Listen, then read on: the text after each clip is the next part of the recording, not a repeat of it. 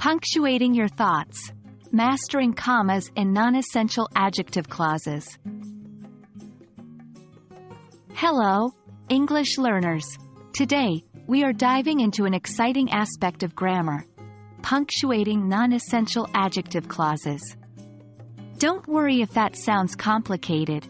We'll break it down together, and by the end of this video, you'll be a pro at using commas with non-essential adjective clauses.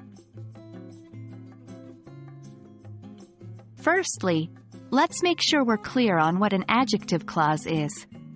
An adjective clause, also known as a relative clause, is a type of dependent clause that functions as an adjective in a sentence. It starts with a relative pronoun like who, whom, that, which, or whose, or a relative adverb like when, where, or why.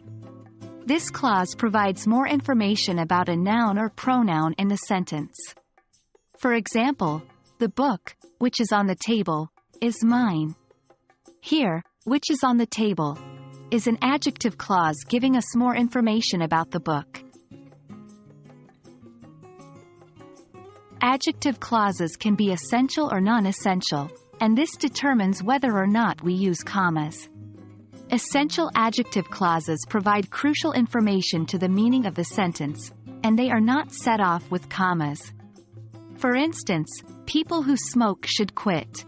Here, the clause, who smoke, is essential for us to understand the sentence.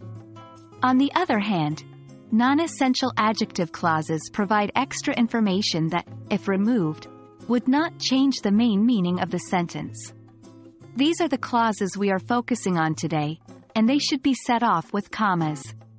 For instance, my brother, who lives in New York, is a doctor. Here, the clause, who lives in New York, is extra information, and the sentence still makes sense if we remove it. Let's dig deeper into punctuating non-essential adjective clauses. These clauses are surrounded by commas, one before and one after, if they are in the middle of the sentence. If the non-essential adjective clause is at the end of the sentence, it should be preceded by a comma. For instance, consider the sentence, the Eiffel Tower, which is located in Paris, is a famous landmark. If we remove the clause, which is located in Paris's, the main idea remains intact. A common mistake to avoid is not using commas with non-essential adjective clauses or using them with essential ones. Remember, the key is whether the clause is crucial to the main idea or not.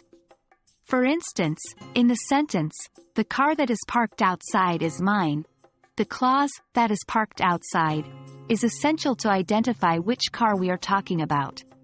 So, we don't use commas. And that wraps up our discussion on punctuating non-essential adjective clauses.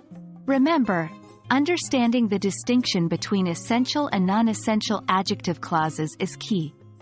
Once you've got that down, knowing when and where to place your commas becomes a breeze. Keep practicing, and soon, this will all become second nature. Thank you for joining today, and as always, keep learning and growing.